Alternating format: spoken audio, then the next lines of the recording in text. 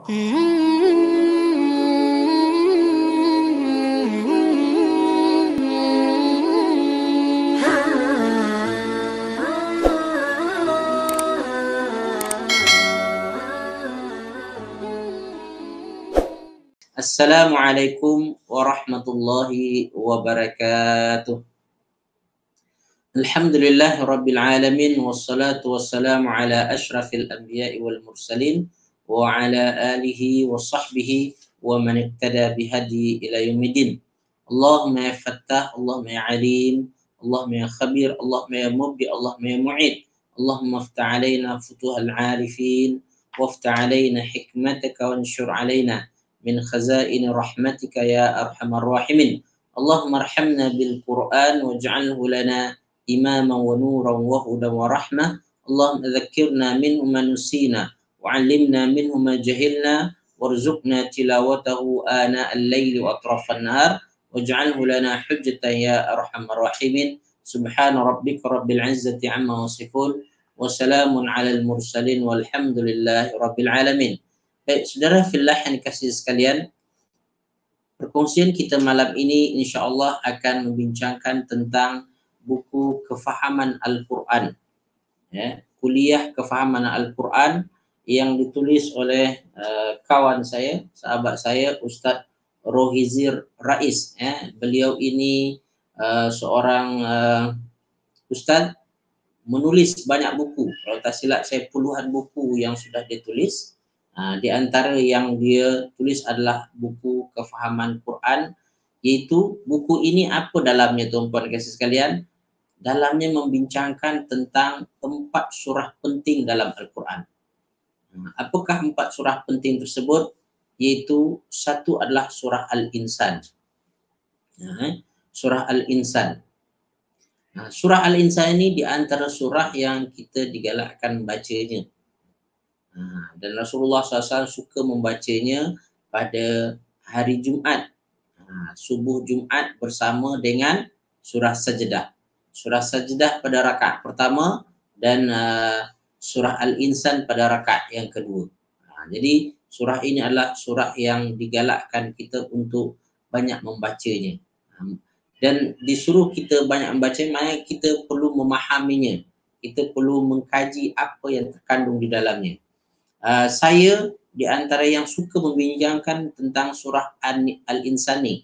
Kalau tuan-tuan perasan, yang ikut dengan saya dalam Kembara Rohani seperti ada ke Makassar kalau tak silap hari itu, dan juga ke Medan, maka kita membincangkan tentang surah Al-Insan. Surah Al-Insan ini adalah membincangkan tentang perjalanan hidup manusia sebenarnya. Perjalanan hidup manusia bermula daripada fasa tidak ada. Yang mana fasa tidak ada itu sebenarnya bermula dengan fasa nama alam roh. Ya. Kemudian kita masuk pada fasa alam rahim. Kemudian masuk pada fasa alam dunia kita ini. Kemudian fasa apa lepas tu? Fasa alam akhirat. Dan selanjutnya apa lagi? Fasa alam barzakh terlebih dahulu, minta maaf. Kemudian barulah fasa alam akhirat. Yang mana kita ada 5 fasa dalam kehidupan kita. So, saudara fillah yang dikasihi sekalian, surah Al-Insan ini di antara surah yang mengingatkan kita kepada fasa-fasa kehidupan kita tadi itu. Dan dibincangkan secara lebih detail apa dia tuan-puan tentang fasa alam akhirat. Dibincangkan di dalamnya tentang akhirat dengan lebih luas lagi. Dan alam akhirat itu dicerita tentang apa pula yang banyak? Bercerita tentang syurga. Dan ini mengisyaratkan kepada kita kehidupan kita mesti berdestinasi ataupun berakhir di syurga. Itulah kehidupan yang sukses sebenarnya. Kehidupan yang berjaya apabila kita hidup di dunia ini dan kemudian di akhirat nanti kita masuk ke syurga. Dan saya ada menyebutkan juga dalam kuliah saya, tuan-tuan dan kawan-kawan, kita manusia ini bermula dari syurga sebenarnya. Yang mana Adam alaihissalam Allah ciptakan di syurga. Seolah-olah tuan-tuan dan kawan sekalian, kita ni dicipta untuk syurga sebenarnya. Dan surah Al-Insan ini mengisyaratkan kepada itu, bahawa kita ini kalau boleh, ya, semestinya, ya, yang mana kita dah diciptakan di syurga dahulu, dan di alam roh pun kita berada di syurga atau perizan, maka semestinya akhir kita, penghujung kita kembali ke syurga balik. Ya. Bukan masuk neraka. Kalau kita masuk neraka, mana kita dah tersesat itu. Jalan yang betul, laluan yang betul bagi kita adalah apabila kita hidup di dunia ini menghantar kita kembali ke syurga. Syurga itulah kampung halaman kita, tempat kita, ya, ibu bapa kita, iaitu Adam dan Hawa dicipta di mana tuan-puan? Di syurga tuan-puan. Oleh itu kita mesti balik ke sana balik. Ini satu perjalanan hidup manusia tuan-puan. So, surah Al-Insan adalah surah yang hebat tuan-puan. Jadi ini yang dibincangkan dalam buku ini, salah satunya surah Al-Insani, tentang mukjizat penciptaan manusia dan perjalanan mereka menuju syurga. Dan dalam buku ini juga dibincangkan yaitu tentang surah Al-Mulk, surah yang kedua. Jadi ada 4 surah yang dibincangkan dalam buku ini, yaitu surah Al-Insan, yang kedua adalah surah Al-Mulk. Surah Al-Mulk tuan-puan, dia bercerita tentang apa? Keagungan kerajaan Tuhan, kerajaan Allah Subhanahu wa taala. Kita tahu Al-Mulk, kuasa, kebesaran kerajaan Allah Subhanahu wa taala. So, buku ini membincangkan tentang surah Al-Mulk juga. Detailnya nanti kita akan bincangkan. Kita ambil secara umum dahulu. Dan yang ketiga, dia membincangkan tentang apa? Tentang surah Al-Munafiqun. Seolah-olah penulis di sini mengingatkan kita bahawasanya satu perkara penting dalam hidup di dunia kita ini tuan-puan, kita kena ingat kuasa dan kebesaran Allah. Ya. Kita mesti merasa kebesaran Allah dalam hidup kita, dalam diri kita. Jangan jauh. Dalam setiap hal mesti kita merasa kebesaran Allah Subhanahu wa taala. Dan tuan-puan dikasihkan, kita menghindar daripada apa? Al-munafiqun, daripada termasuk golongan yang hipokrit, yang berbaju Islam tetapi sebenarnya adalah hatinya kafir. Dan kita tak ingin seperti ini. Maka dibincangkan dalam buku ini juga adalah tentang surah Al-Munafiqun. Surah Al-Munafiqun kita tahu adalah bercerita tentang orang-orang munafik, perangai-perangai mereka, ya, perbuatan mereka terhadap Rasulullah SAW, terhadap kaum muslimin. Ya. Dan saudara fillah yang dikasihi sekalian, kita mesti menghindar daripada perangai hipokrit ini, munafik ini, teman. So ada munafik. Dan tuan-puan dikasihi sekalian, dan yang keempat adalah yaitu dibincangkan surah Al-Qalam. Surah Al-Qalam di antara tema utamanya adalah tentang akhlak. Yang mana surah tersebut menyanjung dan memuji akhlak Rasulullah SAW. Dan seolah-olah penulis di sini tuan-puan dikasihi sekalian mengingatkan kita kepada perkara lain yang sangat penting dalam kehidupan dunia kita ini, yaitu adalah kita perlu mencantikkan akhlak kita, menjadikan budi pekerti kita mulia. Dan Rasulullah SAW sendiri di dalam hadis yang menyatakan bahawasanya perkara yang paling memberatkan timbangan di akhirat nanti apa tuan-puan? Adakah solat kita? Adakah puasa kita? Adakah haji, umrah kita? Kata Rasulullah SAW, yang paling memberatkan timbangan kita di akhirat nanti apa dia itu? Adalah akhlak yang baik, akhlak yang mulia. Maka sangat penting kita menghiasi diri kita dengan akhlak mulia ini. Jadi 4 surah ini dijadikan sebagai satu buku, ya. Buku dia tidak tebal sangat tuan-puan dikasihi sekalian, sebab Ustaz berusaha untuk meringkaskan, dan saya dimaklumkan bahwasanya buku ini yang dibawa oleh beliau untuk kuliah di tempat-tempat, di masjid-masjid, dan dia kata dia bawa kuliah di Johor. Beliau sebenarnya Ustaz di Port Dickson, dia mengajar dan mudir sekolah Islam Nur Al-Azhar, kalau Islam namanya, di Port Dickson. Sekolah yang Masya Allah, saya pernah pergi ke sekolah beliau ini, yang mana budak-budak ditrain dengan baik tuan-puan, yang mana targetnya adalah umur 15 tahun dihantar pergi Mesir. Masya Allah, hebat. Dan saya jumpa dan melihat bagaimana sistem pembelajarannya, sistem pembelajaran yang memang mengalakan budak-budak tersebut mahir dengan keislaman, menjadi tokoh ulama nanti. Ini sangat bagus sekolah ini tuan-puan. Jadi buku ini ditulis oleh mudir dia. Ustaz ini sudah sebenarnya sudah menulis banyak buku. Kalau tuan-puan tengok di pasaran tuan-puan, Ustaz Rohizir Rais, tuan-puan akan jumpa buku-buku beliau sebab beliau sendiri mempunyai satu penerbit. Beliau mempunyai penerbit yang mana menerbitkan buku-buku, dan kebanyakannya adalah buku-buku yang dia tulis sendiri. Di antaranya adalah buku ini. Jadi buku ini menjelaskan tentang apa? Tentang 4 surah penting. Pertama apa deh? Surah Al-Insan. Yang kedua apa?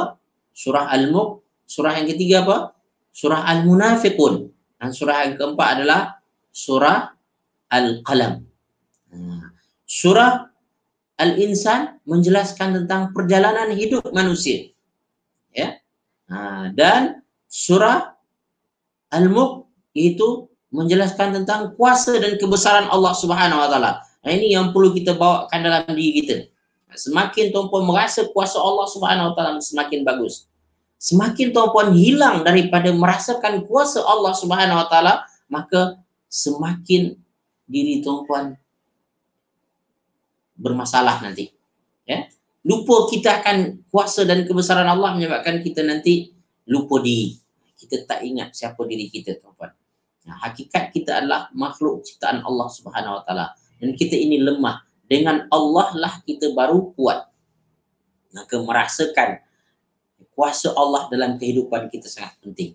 Dan surah yang ketiga apa? Surah Al-Munafiqun. Peringatan bagi kita supaya menghindarkan sifat-sifat munafik ini.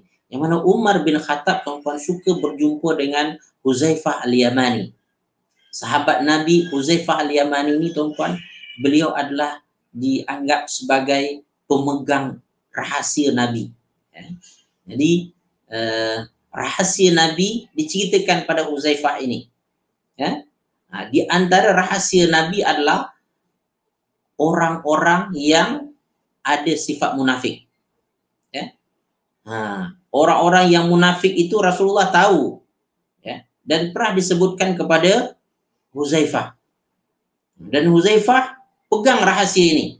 Dan Umar bin Khattab tahu ini, bahawa Huzaifah ini ada senarai nama orang-orang yang munafik ini, maka dia suka jumpa dengan Huzaifah. Soalannya apa? Wahai Huzaifah, aku ni ada tak penyakit munafik pada diri aku?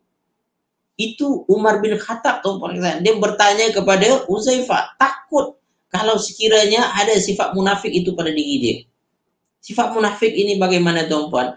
Menzahirkan Islam. Kita kadang-kadang sekarang ni seperti itu. Secara zahir kita bukan main bagus, bukan main nampak orang Islam, kan? Itu dengan jubah dia, apalagi ustaz-ustaz, saya sangat takut, tuan-puan. Itu dengan tudung dia, ini semua kan. Alhamdulillah dari segi penampilan memang cantik dah bungkusan dia. Packaging dia memang cantik. Tapi tuan-puan kasih sekalian, di dalamnya adalah haprak. Dalamnya teruk, kotor. Wa'iyadzubillah min zalik. So oleh itu saudara fillah, munafik adalah satu perkara yang perlu kita hindarkan. Munafik ini banyak menimpa orang-orang Islam tanpa disadari. Orang Islam mungkin susah untuk jadi orang kafir, tetapi sangat mudah untuk jadi orang munafik. Sangat mudah untuk jadi orang munafik. Maka munafik ada 2 kategori. Munafik i'tiqadi dan ada munafik amali. Munafik ada berapa dia? Ada 2. Munafik i'tiqadi, munafik amali. Munafik yang memang keyakinannya memang tak betul dah. Keyakinan dia kafir, bukan Islam langsung. Ini munafik i'tiqadi. Di dalamnya menyembunyikan keislaman. Saya rasa tidaklah sampai tahap ini kita orang Islam. Tetapi kemungkinan, tuan-puan, kita kena jangkit penyakit iaitu munafik amali. Iaitu dari segi perbuatan. Perbuatan kita perbuatan orang munafik. Bagaimana? Kata Rasulullah SAW, Idza haddatsa kadzaba. Kalau dia bercakap dia bohong. Ya. Wa idza haddatsa kadzaba wa idza u'tumina khana, ya. Apabila dibagi amanah dia khianat. A'udzubillah min dzalik, tuan kasihan. Baik. So, ini dia surah Al-Munafiqun, ya. Dan kemudian ada yaitu surah Al-Qalam tentang akhlak, ya. Baik, insya-Allah kita akan detailkan sekejap lagi. Sebelum itu saya cuba tengok komentar tuan-puan. Ingat kita cuba untuk santai, ya. Ya, Kak Rahimah. Kak Rahimah kata, salam Haji Yaakob sebab HP handphone dia. Okey, Haji Yaakob, suami kepada Kak Rahimah. Handphone dia tengah charging. Masya Allah. So tak dapat live bersama dengan kita, ya.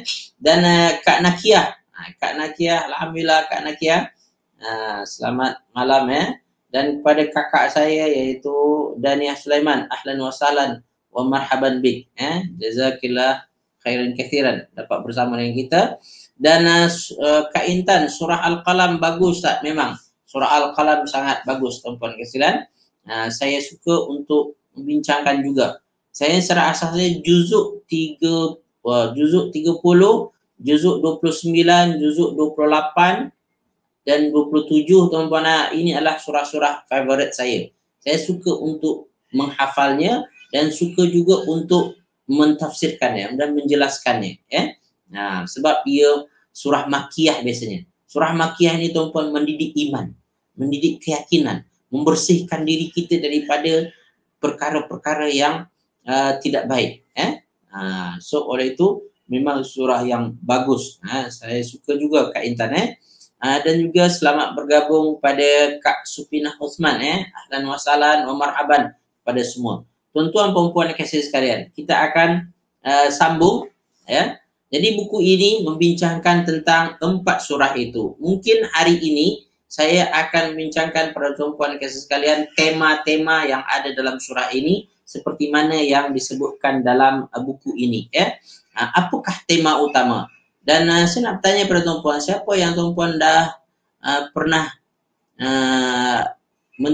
ikut tadabbur surah-surah ini, ya? Siapa yang dah pernah tadabbur surah Al-Insan, ya? Kasih Kak Rahimah yang memberi ringkasan pada kita, ya. Topik perbincangan kita. Terima kasih, jazakillah khairan katsiran. Siapa di antara tuan-puan yang sudah pernah mendengar tadabbur surah Al-Insan, ya, ataupun tadabbur surah Al-Mulk, tadabbur surah Al-Munafiqun, dan tadabbur surah Al-Insan, ya. Masya Allah, Ustaz Rohizir. Ternyata Ustaz Rohizir turut mendengar bersama dengan kita pada malam ni, tuan-tuan, ya.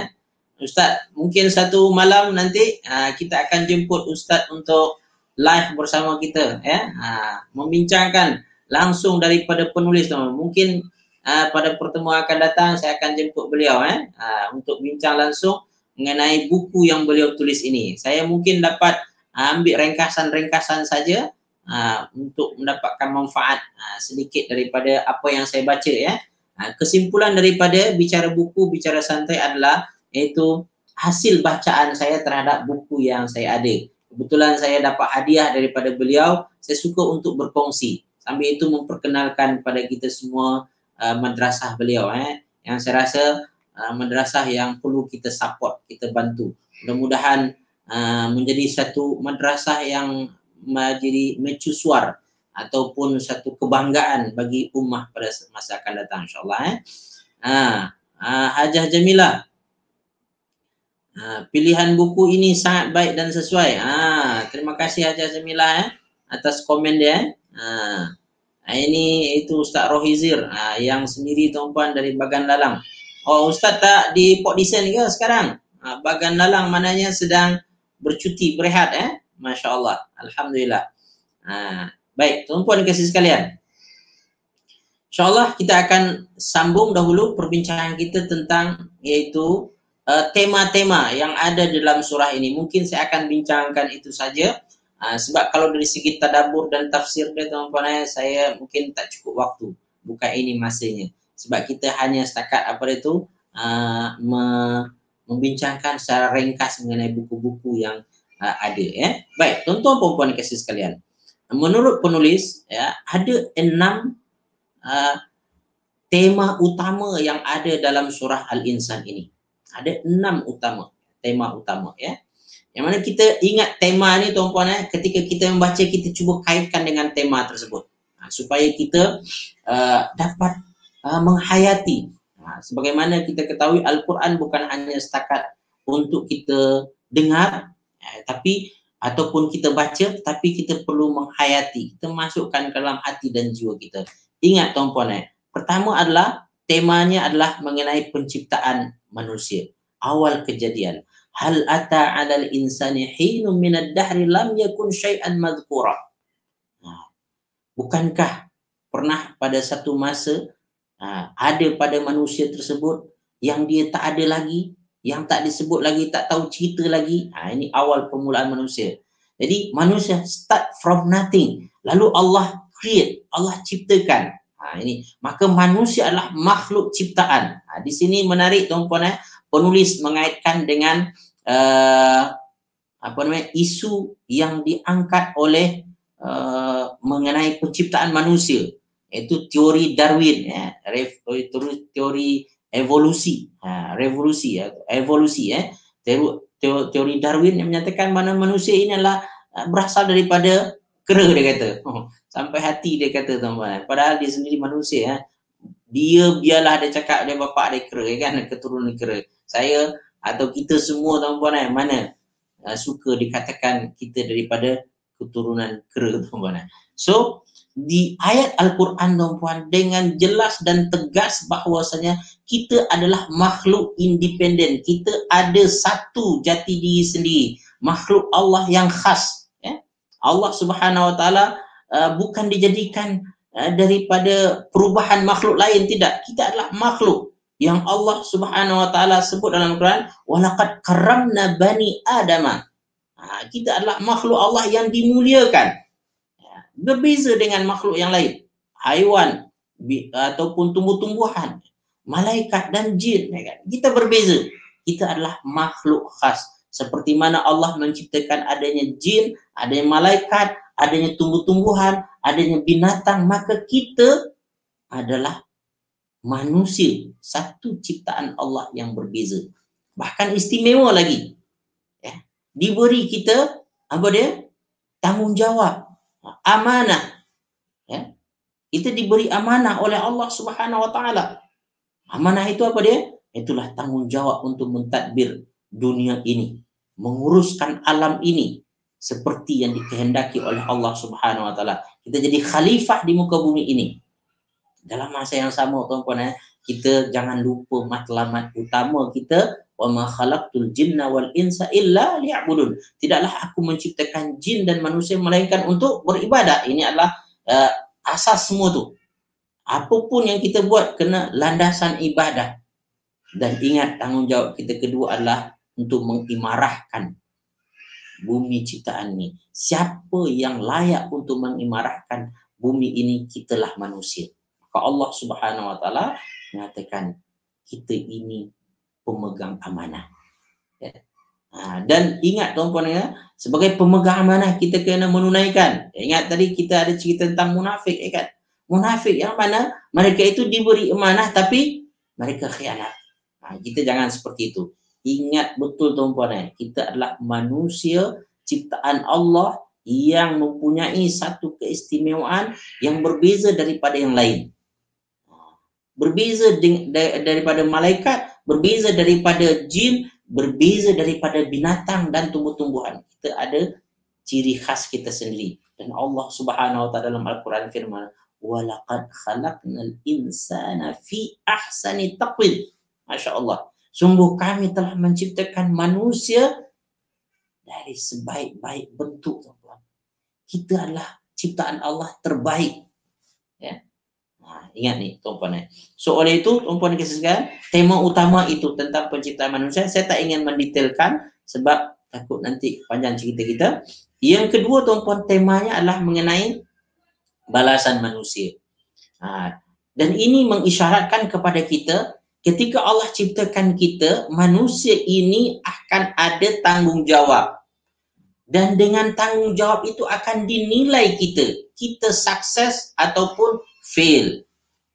Ya, orang yang sukses dalam melaksanakan tanggung jawab ada balasannya, dan orang yang gagal dalam melaksanakan amanah dan tanggung jawab tersebut, inilah ada balasannya. Mereka adalah orang yang ingkar. Tapi menariknya dalam surah Al-Insan, tuan-tuan kasih sekalian, cerita tentang orang yang ingkar ni tak banyak sangat.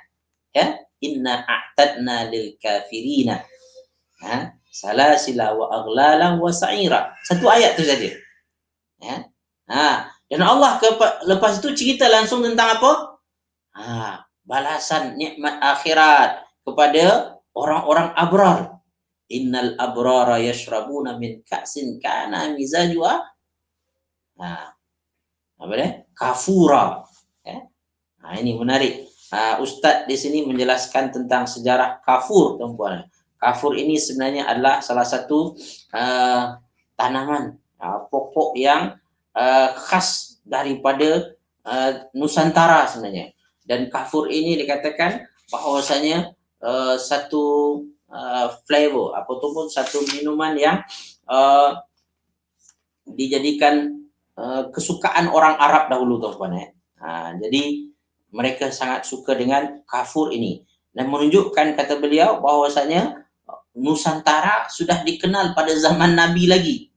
Ya, perdagangan dan perniagaan antara orang-orang Nusantara itu sudah ada sebelum itu lagi, ya, sebelum zaman Nabi lagi. Maka disebut di sini, tuan-tuan, tentang kafur. Menarik, beliau kata Allah mempromosikan surganya kepada orang beriman dengan menggambarkan keadaan mereka nanti apabila dimasukkan ke sana. Antara gambarannya adalah ahli surga diberikan minuman arak dari gelas yang berbentuk piala yang mewah, dan arak dicampurkan dengan kafur. Kafur bagi untuk apa? Menaikkan aroma. Jadi tuan-puan, kafur ini adalah satu flavor lah, flavor yang bagi minuman kita lagi sedap. Macam kan, aiskrim ada vanilla, coklat, ya kan, macam-macam, ya kan. So kafur ni, tuan-puan, satu apa nama dia tu? Satu minuman, campuran minuman yang menyebabkan minuman itu sedap, bau sedap, tuan-puan. Ini istimewa. Kafur, kata beliau, adalah perkataan bukan Arab. Dia bukan Arab, ya. Merujuk kepada bahan putih dan wangi yang dikeluarkan dari pohon pokok yang banyak tumbuh di Pulau Sumatera. Pulau Sumatera. Kalau tidak, saya Barus dekat Medan, Sumatera Utara. Dan kalau tak silap ini ada dalam buku Tafsir Al-Azhar. Saya pernah membaca juga Tafsir Al-Azhar. Beliau sangat menonjolkan kenusantaraan ketika membincangkan tentang kafur yang ada dalam surah Al-Insan, tuan-tuan. Jadi ia disebut sebagai kapur. Bahasa kita dia kapur, kan? Kapur Barus kita cakap. Dan kerana kawasan paling banyak menghasilkan adalah Barus, ia kemudian dikenal sebagai kapur Barus. Kemudian ini adalah satu-satunya perkataan Melayu yang digunakan dalam Quran. Jadi tuan-tuan, pengaruh bahasa Melayu ada dalam Quran. So be proud to be Malay, tuan-tuan.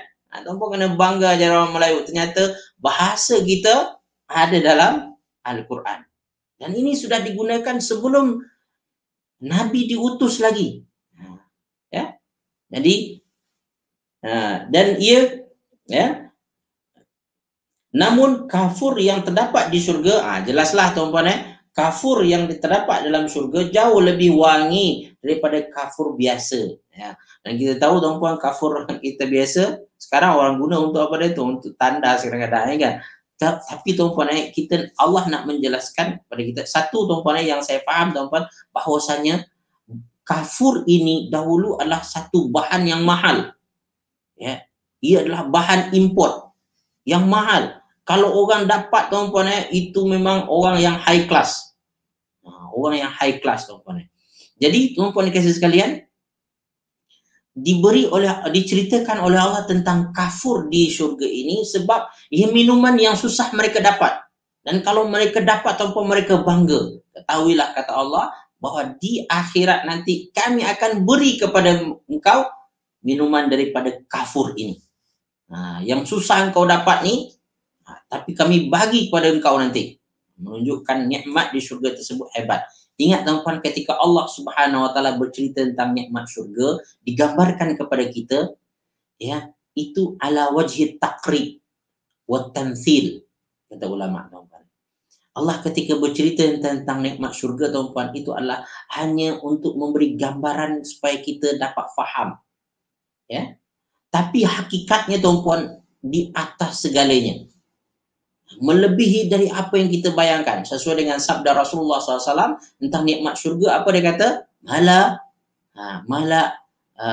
Mala ainun ra'at, wala udhunun sami'at, wala syai'un khatara bi bali 'abdin.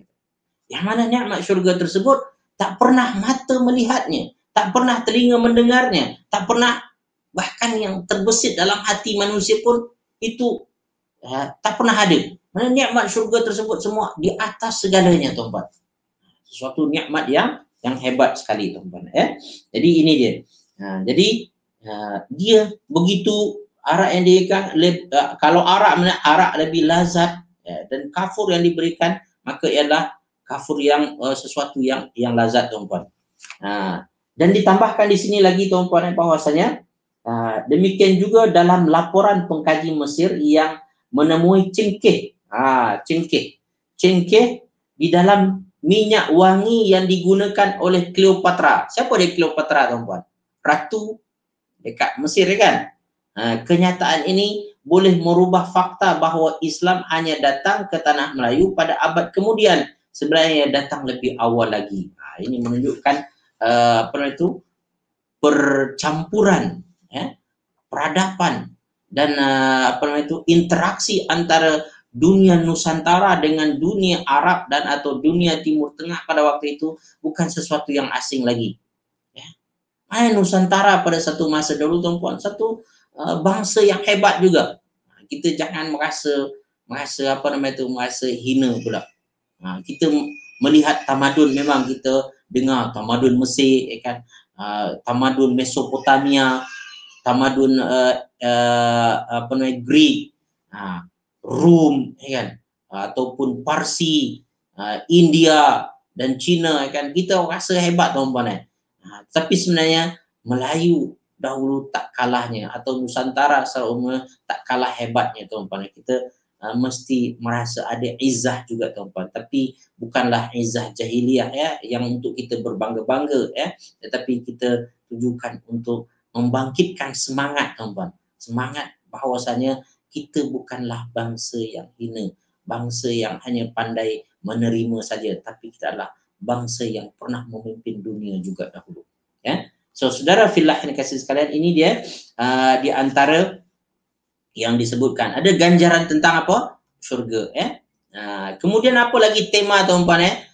Selepas Allah Subhanahu wa taala memberi sedikit tuan-tuan tentang cerita nikmat syurga tuan-tuan, Allah tak lupa untuk menyebutkan how to achieve syurga tu. Ini di antara menariknya uslub Quran tuan-tuan. Cara Allah bercakap tentang ayat-ayat Al-Quran tuan-tuan. Jadi Allah ketika cerita tentang nikmat syurga tuan-tuan, dia akan terangkan macam mana kita nak dapatkan itu. Maka Allah sambung ayat, ainai yashrabu biha ibadullah yufajjirunaha tafjira yufuna bin nadhr. Allah sebutkan amalannya, menyempurnakan nazar, wa yakhafuna yawman kana syarru mustatira, kan? Itu disambung, ada penjelasan tentang amalan-amalannya. Jadi menyebabkan tuan-puan yang kasih sekalian, perjalanan kita untuk meraih syurga itu jelas, nampak. Ia bukanlah sesuatu yang bersifat angan-angan, tetapi adalah sesuatu yang boleh kita capai. Dan Allah tunjukkan jalan-jalan dia tersebut. How dia tu? Allah jawab itu bagaimananya. Maka disebutkan pada ayat-ayat tentang bagaimana kita. Di antaranya apa? Wa yut'imuna at-ta'ama 'ala hubbi miskinan wa yatiman wa asira. Di antaranya adalah orang yang akan dapat meraih surga ni tuan-tuan, dia dapat menginfakkan, memberi makan orang miskin, orang yatim, ya. Bahkan asira. Asira adalah tahanan. Tahanan kita tahu musuh, ya kan? Musuh ini kalau kita nak belasah baka, ya kan? Tapi dalam akhlak Islam tu, musuh itu pun perlu kita layan. Kita beri makan apa yang sepatutnya. Bahkan dalam ayat ini ala hubbihi. Ala hubbihi tu puan ada, saya sangat suka tuan-puan, ala hubbihi ini macam hobi tuan-puan. Ala hubbihi, atas kesukaannya, memang minat dia. Dia passion dia tuan-puan, passion dia memberi makan, passion dia menyebabkan orang terbantu, tertolong. Ini passion ahli syurga tuan-puan. Ya. Yang lapar dia kenyangkan, yang dahaga dia bagi minum sehingga hilang dahaganya, yang miskin dia kayakan, yang susah dia senangkan, yang bodoh dia pandaikan. Ini sifat ahli syurga tuan-puan. Dan itu passion dia, kesukaan dia tuan-puan. Ya, hobi dia. Hobi lah, hobi kita. Hobi adalah sesuatu yang kita sukai. Maka ahli syurga ini nanti hobi dia buat sesuatu yang bermanfaat pada orang lain, menyebabkan orang terbantu, tertolong olehnya. Ya, ini saudara fillah yang dikasihi sekalian, di antara sifat orang yang akan menjadi ahli syurga. Jadi poin kita di sini, saya tak nak detailkan juga. Allah Subhanahu Wa Taala ketika bercerita tentang nikmat syurga, maka Allah tunjukkan jalan dia. Ya, dan di dalam ini juga, tuan-puan dikasihi sekalian, Allah lebih mendetailkan tentang nikmat syurga. Kalau di awal ayat tadi tu, atau pada sebelum cerita tentang amalan syurga, ditunjuk sikit dulu. Macam tuan-puan kasih sekalian intro, ya kan? Bagi intro sikit. Dan pada habis cerita tentang amalan tu, dia cerita tentang nikmat itu dengan lebih detail lagi. Muttaqiin, barulah dia cerita tentang bagaimana ahli syurga tersebut, duduk lepak-lepak, relax saja, kan, tak buat apa-apa, semua benda datang, Allah bagi kepada dia. Jangankan nak meminta, terbesit dalam hati dia tu dah dapat. Ma yashtahun, apa yang dia nak dia dapat. Ini Masya Allah nikmat syurga, tuan-puan dan saudara sekalian. Maka Imam Fakhrul Razi ingatkan, orang di syurga bersifat pasif, ya, yang mana dia duduk relax, segala sesuatu layan untuk dia. Ada wildanun mukhalladun, kanak-kanak yang sedia untuk, atau remaja-remaja yang sedia untuk bekerja untuk dia. Hurun ain, Allah bagi, kan. Dia kata orang yang masuk syurga, di syurga itu dia akan pasif. Dia tak buat apa-apa lagi dah. Rahasianya macam mana? Dia kata mestilah di dunia dia aktif. Dia aktif. Kalau dia aktif di dunia, insya Allah di akhirat nanti dia jadi pasif. Dia tak perlu apa-apa. Tapi kalau di dunia engkau pasif, pemalas, tidak berusaha untuk melaksanakan apa yang diperintah Allah, habislah. Penat engkau di akhirat nanti. Maka Allah dalam surah lainnya, amilatun nasibah. Ada orang, tuan-puan, dia beramal tapi nanti dia susah. Ya? Dalam surah apa tu? Surah Al-Ghashiyah, kan? Wujuhu yawmaidin khashi'ah. Masa itu, tuan-puan, muka sangat sedih. Sebab apa? Bakal menghadapi banyak benda yang berat lepas ni. Kesusahan demi kesusahan bertambah. Fazuku falan nazidakum illa azaba, kata Allah. Rasalah, aku takkan tambahkan bagi kamu melainkan azab. Ini dahsyat, tuan-puan. So Allah Subhanahu Wa Taala cerita lebih detail tentang nikmat ini. Nak bagi, tuan-puan, orang yang faham surah Al-Insan makin syok, makin teringin. Yes, aku mesti dapat achieve syurga ni. Mesti aku sampai. Hidup dunia aku ini mesti aku peruntukkan untuk meraih syurga dan keredaan Allah Subhanahu Wa Taala.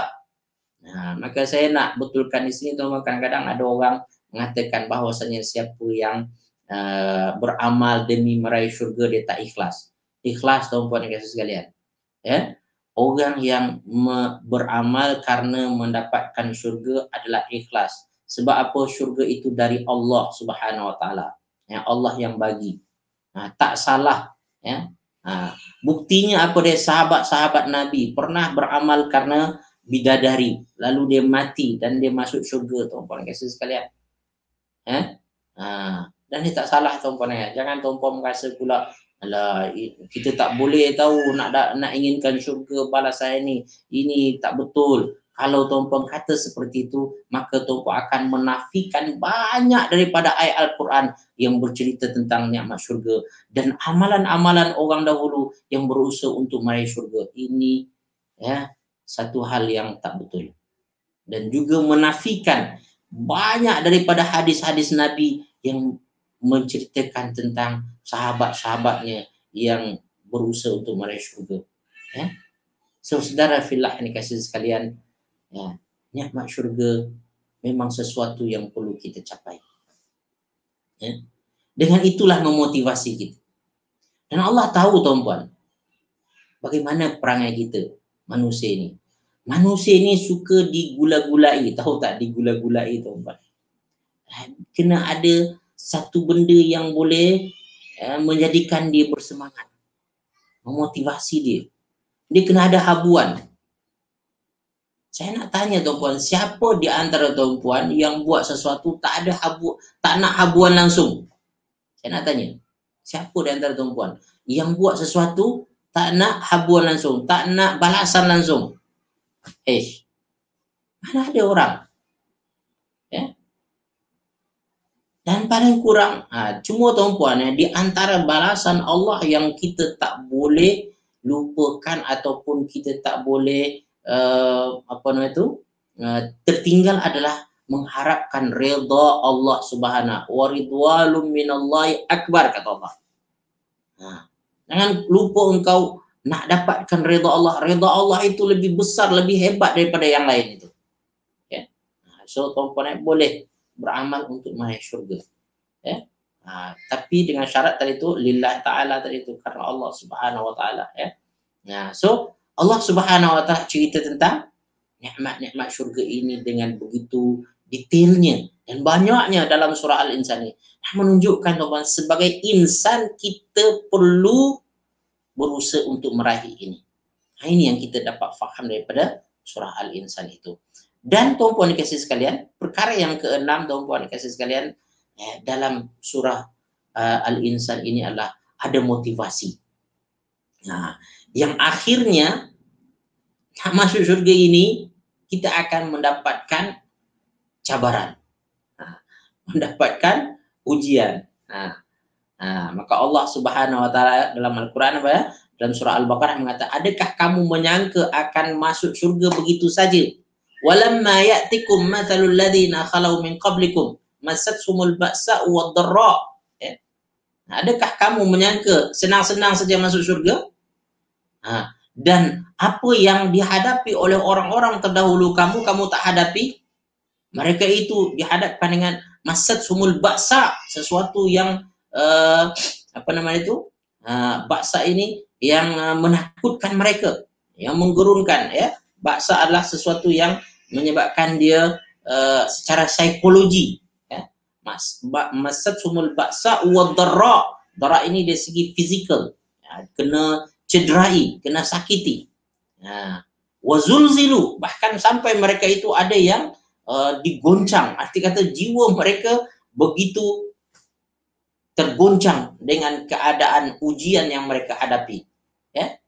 Hatta yaqulal ladzina amanu, sehingga orang-orang beriman pada waktu kita, mata nasrullah, bila Allah nak tolong lagi. Kita pasti akan diuji, tuan-tuan. Maka dalam surah Al-Insan ini diisyaratkan. Kata Ustaz Roizil, di antara temanya lah motivasi untuk meneguhkan hati. Dalam ayat itu kata, fasbir li hukmi rabbika.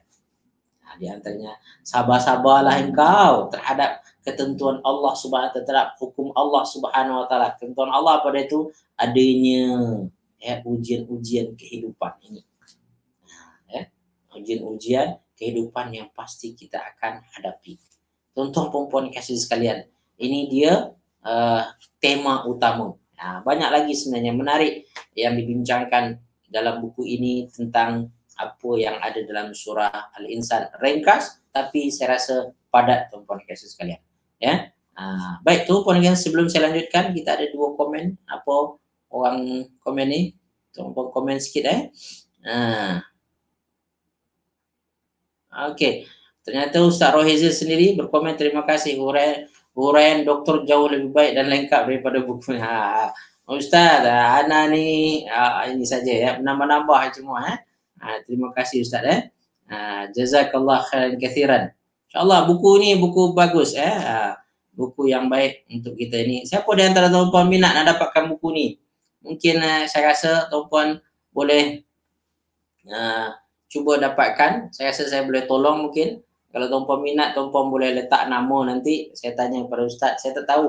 Sebab saya dibagi tuan-puan berapa harga buku dia, saya tak dapat. Tak dapat lagi sebab saya start tadi. Sebelum saya start, saya message Ustaz. Ustaz, berapa buku ni harga dia Ustaz? Tapi Ustaz jawab masa saya dah start live. Saya tak boleh nak tengok message dia. Ustaz, mungkin Ustaz boleh jawab kot. Betul Ustaz ada. Tapi saya nampak tuan-puan di sana, tuan-puan bayar lebih sikit untuk fisabilillah, okeylah Ustaz buat kerja-kerja yang mulia, mendidik budak-budak kepada arah mengi'la' kalimatillah, meninggikan kalimat Allah Subhanahu wa taala ini buku dia. Baik, tuan-tuan puan-puan yang kasih sekalian, itu dia surah Al-Insan, surah yang sangat penting. Saya suka sangat surah Al-Insan ini sebablah surah tentang diri kita manusia. Al-Insan, sebagai insan, tuan-puan kena faham ini nih, surah ni. Tuan-puan kena menghayati surah ni. This is about us, tentang kita manusia. Kalau kita nak faham tentang manusia, tuan-puan fahami surah Al-Insan ni, baru kita bernilai manusia, tuan-puan. Kalau tak, tuan-puan bukan insan nama dia. Itulah manusia yang lupa diri, yang tak tahu kejadian dia dan bagaimana kehidupan yang perlu dia lalui, apa yang perlu dia capai dalam kehidupan ni, apa yang perlu dia buat. Tahu tuan-puan, kalau tuan-puan dapat surah Al-Insan ni, tuan-puan jelas perjalanan hidup tuan-puan. Apa yang perlu tuan-puan buat, apa yang perlu tuan-puan hindarkan, apa yang perlu tuan-puan kejar dan usahakan. Ini dalam surah Al-Insan ini, tuan-puan. Maka jangan sampai kita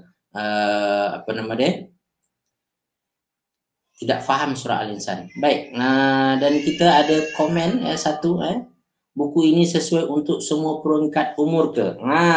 Tuan-puan dan kasih sekalian, saya rasa sesuai sebab apa? Dalamnya ada siap gambar-gambar lagi. Menarik betul tuan-puan dan kasih. Saya rasa anak saya pun ketika tengok ni asyik duk belek-belek je. Saya kata, Abi tak sempat lagi nak review buku ni. Nanti awak dah ini tak sempat nak baca.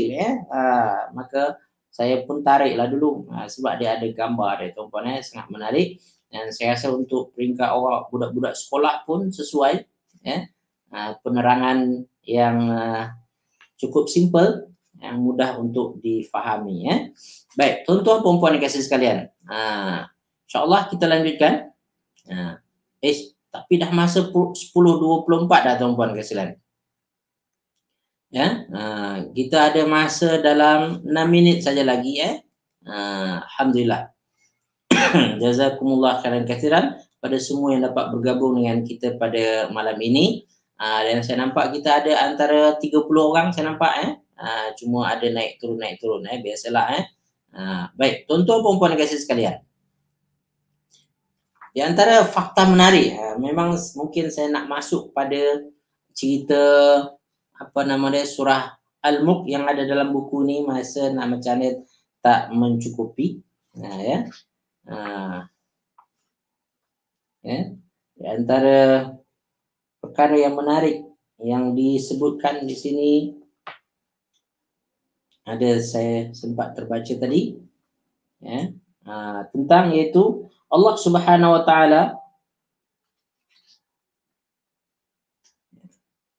menyebutkan dalam surah Al-Insan ini adalah kami telah menciptakan manusia, min nutfatin amsyajin, ya kan? Dari air mani yang bercampur. Faja'alnahu nabtalihi. Nabtali faja'alnahu sami'an basira, ya kan?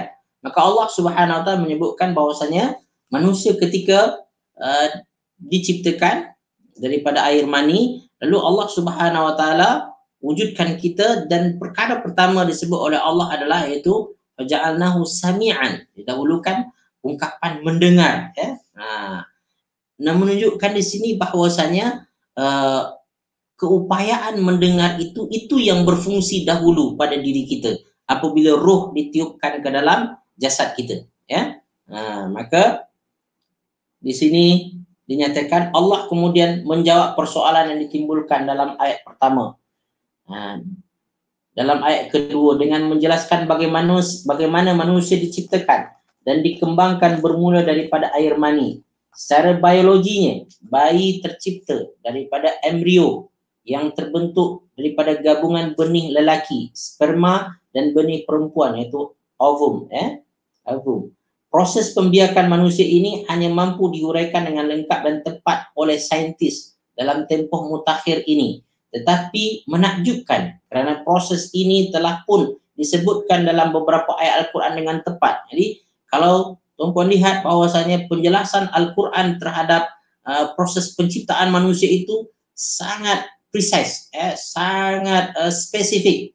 Yang mana penjelasan itu hanya boleh diketahui selepas adanya teknologi, ya. Tetapi teknologi kita tahu wujud baru pada abad ke-19 dan abad ke-20, ya kan? Dan tapi Islam ataupun Al-Quran sudah membincangkan tentang penciptaan manusia itu dengan sangat spesifik. Itu 1400 tahun lagi sebelum itu. Nak menunjukkan bahwa Al-Quran ini bukanlah rekaan Nabi Muhammad SAW, tapi ia adalah daripada Allah pencipta manusia. Kalau tak silap saya tuan-puan, ada seorang peneliti, pengkaji yang mengetahui bahwasanya penjelasan Al-Quran tentang embrio dan proses kejadian manusia di alam rahim manusia, dalam rahim ibunya, menyebabkan dia berdecak kagum tuan-puan dan menyatakan Islam selepas itu. Dan dia menganggap bahwasanya ini bukan daripada manusia, tapi adalah daripada Allah Subhanahu wa taala. Kalau tak silap ini ditulis tuan-puan, ilmuwan itu adalah Catesmore, Dr. Catesmore, seorang pakar embriologi, telah diberikan ayat-ayat Al-Quran yang menceritakan dengan teliti peringkat-peringkat penciptaan manusia di dalam rahim. Beliau membandingkan maklumat itu dengan fakta yang diperoleh oleh para saintis dalam bidang ini. Dr. Moore menyatakan kekagumannya tentang fakta embriologi yang terdapat di dalam Al-Quran lebih tepat daripada kajian moden. Lebih tepat lagi, dia kata. Antara ulasannya adalah kajian intensif terhadap Al-Quran dan hadis dalam 4 tahun ini membuktikan satu sistem klasifikasi embrio yang menakjubkan karena ia dirakamkan pada abad yang ke-17 Masehi lagi. Maklumat yang terdapat dalam Al-Quran ini tidak mungkin diperoleh berdasarkan kajian saintifik pada abad ke-7. Abad ke-7 tak akan mungkin sampai pada fakta itu, tetapi Al-Quran bercakap itu. Beliau juga merasa kagum dengan istilah yang digunakan di dalam Al-Quran bagi menentukan perubahan embrio di dalam rahim yang lebih tepat daripada istilah moden, katanya. Katanya menentukan peringkat-peringkat perkembangan embrio manusia adalah amat kompleks kerana perubahan berterusan yang berlaku ketika pembentukan embrio itu. Satu sistem pengklasifikasian perlu dibangunkan berdasarkan terma yang disebutkan dalam Al-Quran. Kalau nak tahu tentang penjelasan embrio tersebut, baca Quran, itu lebih tepat, dia kata. Ini tuan-puan dan kasih sekalian. Baik, tuan-tuan perempuan dan kasih sekalian, saya rasa setakat itu perkongsian kita pada hari ini. Adakah tuan-puan minat untuk kita bincangkan tema-tema yang ada dalam surah Al-Mulk secara ringkas berdasarkan buku ini, dan juga mungkin surah apa lagi, surah Al-Munafiqun, dan surah satu lagi adalah surah Al-Qalam, ya. Kalau tuan-puan minat kita boleh sambung, kalau tidak saya akan cari buku yang lain yang sesuai untuk kita bincangkan. Mudah-mudahan bermanfaat. Tapi secara ininya buku ini cukup menarik sebagai perbincangan awal untuk tuan-puan memahami 4 surah yang menjadi topik utama dalam buku tersebut. 4 surah ini 4 surah yang penting ya. Surah mengenai kejadian manusia, kemudian kuasa Allah Subhanahu wa taala yang perlu kita bawakan dalam kehidupan kita, dan juga tentang perangai orang-orang yang tak betul yang perlu kita hindarkan, dan perangai apa yang perlu kita hiasi diri kita. Maka dalam prinsip ilmu tazkiyatun nafs ada namanya apa? Takhalli dengan tahalli.